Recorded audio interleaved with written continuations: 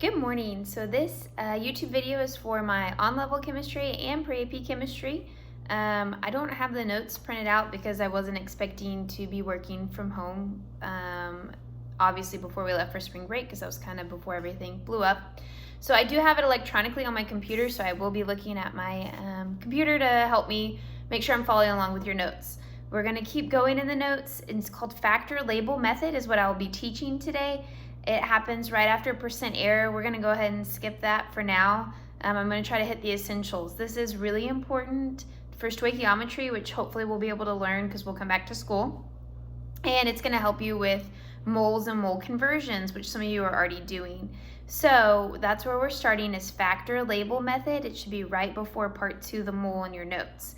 Factor label method is simply using conversion factors. You're trying to convert from one thing to another. What you're converting to and from, you could do it with anything. So we're going to start with some easy things that you already know how to do in your head, and then we'll work through the notes. But this is super important, not necessarily the answer is important, but the work itself is important because we're going to learn some discipline steps to help us whenever things get more complicated. If you're interested in AP chemistry, if you plan on taking chemistry in college, even if it's not AP chemistry in high school, you need to understand how to do this work because it's going to help you in the long run. Also, I have kids from last year that are coming to me for physics at the beginning of the year, and we're saying, thank you so much for teaching us how to do conversions, because you still have to do conversions in physics as well. So, the whole point of conversions is you need something to be equal to 1. If I multiply something by 1, I'm not changing the number, right? If I have 12 and I multiply it by 1, it's still just 12. So that's the principle behind this, is that we're multiplying things by 1, so we're not changing them.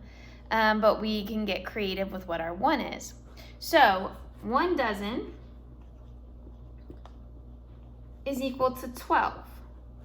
So if I had a dozen eggs, I have 12 eggs. It's the same number.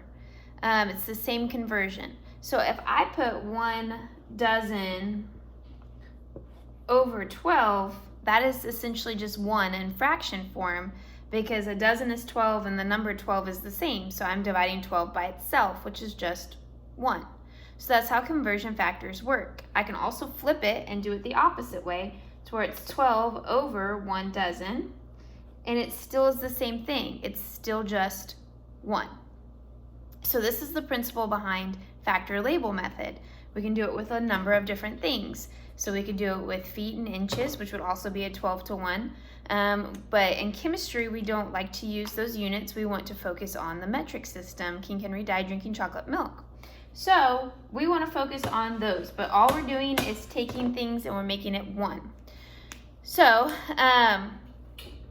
if I have 1 kilometer, and we did King Henry died unexpectedly drinking chocolate milk, that would be equal to 1,000 meters. Okay, that is true. You can do your conversions, you can set it up, and that will always be true. I can put it in a fraction form to make it 1.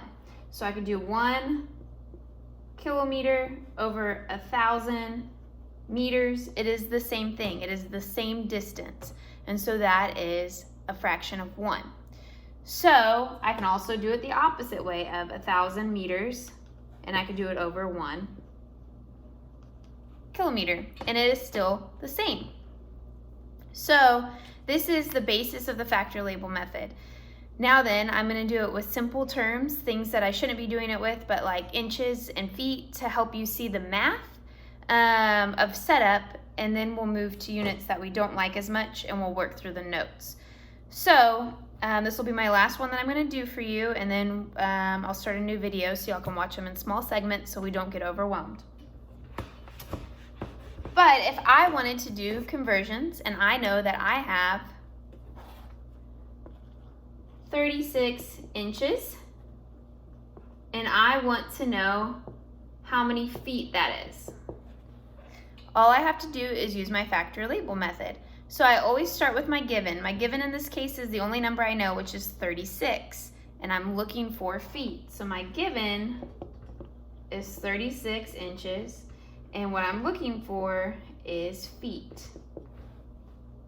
Now then, I need to figure out the relationship between inches and feet, which hopefully all of you are already thinking in your head. 1 foot equals 12 inches.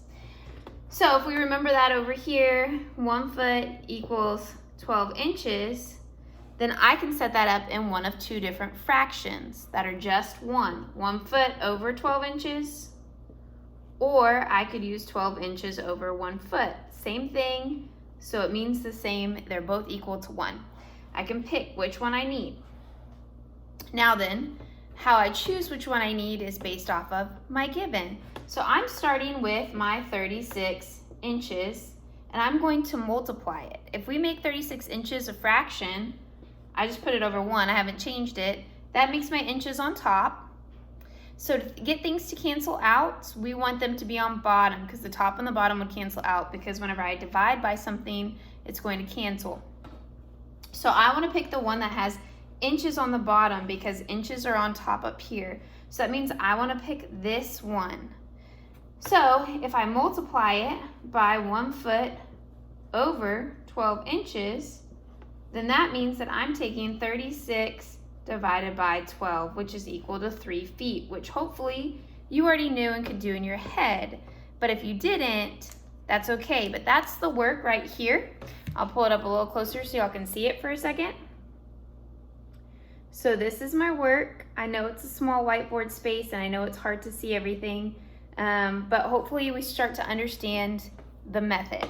I'm gonna end this video. I'm gonna do another one so that way y'all can see more steps, more examples, and then we'll work through the notes too.